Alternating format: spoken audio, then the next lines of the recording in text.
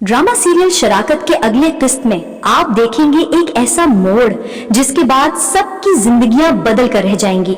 कहानी का आगाज होता है उस वक्त जब जारून के सामने वो तल्ख हकीकत खुलती है जिस पर वो बरसों तक यकीन नहीं करना चाहता था। उसे साफ पता चल जाता है कि माहम ही वो औरत है जो रमीज को बार बार जारा के खिलाफ भड़काती रही। जारून अपनी आंखों और कानों से सब देख और सुन लेता है। अब कोई शक बाकी नहीं रहता। माहम की जान जैसे बाहर निकलने लगती है। उसके चेहरे पर खौफ, आंखों में घबराहट और दिल में डर साफ झलकने लगता है। वो बार बार बहाने बनाने की कोशिश करती है मगर जारून के दिल पर अब वो पुरानी नरमी बाकी नहीं रही। रमीज भी सख्ते में आ जाता है। उसे यकीन ही नहीं आता कि जिस पर उसने अंधा एतबार किया वो दरअसल जारा के खिलाफ जहर घोल रही थी। उधर जारा जो अपनी माँ के घर जा बैठी है, अपनी माँ से इल्तिजा करती है, अम्मी भाई से कहें कि वो माहम भाभी को मनाकर वापस घर ले आए। जारा के दिल में अभी रिश्ते बचाने की ख्वाहिश है मगर वो नहीं जानती कि सब कुछ बदलने वाला है। जारून फैसला कर लेता है कि वो माहम से सब कुछ साफ साफ कहेगा और जैसे ही वो उसके सामने आता है तो दो टोक लहजे में कहता है, माहम मैं अब तुम्हें अपने साथ नहीं रख सकता। मुझे सब कुछ पता चल गया है, तुम्हारी हकीकत मेरे सामने है। माहम रोने लगती है, जमीन पर गिरकर सफाइयां देती है मगर जारून के कानों पर जूं तक नहीं रेंगती।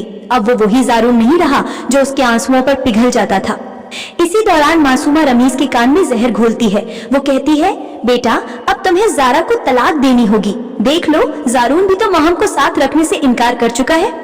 घर वापसी पर जब जारून हकीकत खोलता है तो माँ की आंखों से आंसू बहने लगते हैं और जारा की हालत इतनी खराब हो जाती है कि अस्पताल ले जाना पड़ता है।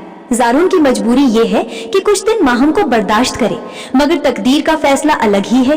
जल्द ही रमीज और जारा के सामने एक ऐसा राज खुलता है जिसके बाद सब कुछ खत्म हो जाता है। उन्हें पता चलता है कि माहम ही उनके मासूम बच्चे की मौत की जिम्मेदार है। रमीज की आंखों से आंसू निकल पड़ते हैं और वो लरसती आवाज में कहता है, बाजी आपने जारा और मेरे साथ नहीं हमारे जिगर के टुकड़े के साथ जुल्म किया है। अब मैं आपकी शक्ल भी नहीं देखना चाहता। ये जुमला माहम पर कहर बनकर गिरता है। वो टूट फूट जाती है लेकिन अब देर हो चुकी है। कहानी यहाँ खत्म नहीं होती। दूसरी तरफ शफक की कर्बनाक हालत भी दिखाई जाती है।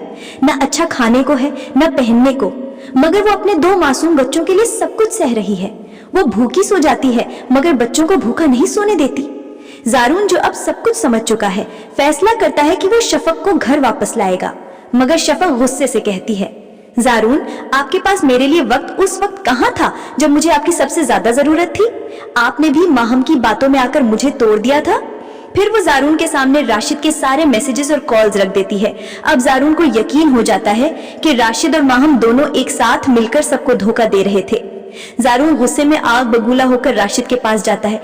राशिद कांपने लगता है और कहता है, तुम यहाँ क्यों आए हो? मेरा और तुम्हारा कोई ताल्लुक नहीं रहा।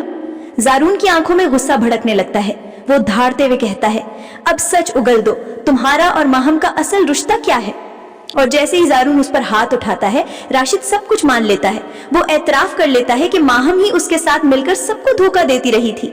ये सुनकर जारून का सब्र टूट जाता है। वो सीधा माहम के घर पहुंचता है। पूरे घर वालों के सामने वो माहम को बालों से पकड़कर घसीटता है और एक जोरदार थप्पड़ रसीद करता है। सबके चेहरे पर हवाइयां उड़ने लगती हैं। रमीज हैरत से कहता है, जारून भाई ये आप क्या कर रहे हैं? जारून धारता है, मुझसे मत पूछो, अपनी बहन से पूछो जिसने हमारी जिंदगियों को बर्बाद करने में कोई कसर नहीं छोड़ी। ये राशिद के साथ मिली हुई थी और शफक को नुकसान पहुंचा रही थी।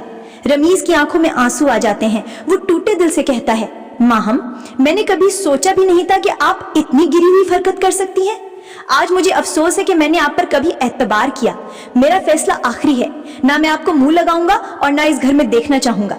ये सुनकर माहम का वजूद हिलकर रह जाता है। अब उसके लिए हर रास्ता बंद हो चुका है। उसकी खुशियां, उसकी साजिशें सब खत्म होने वाली हैं और आने वाले वक्त में माहम का हाल पहले से भी ज्यादा बुरा होने वाला है।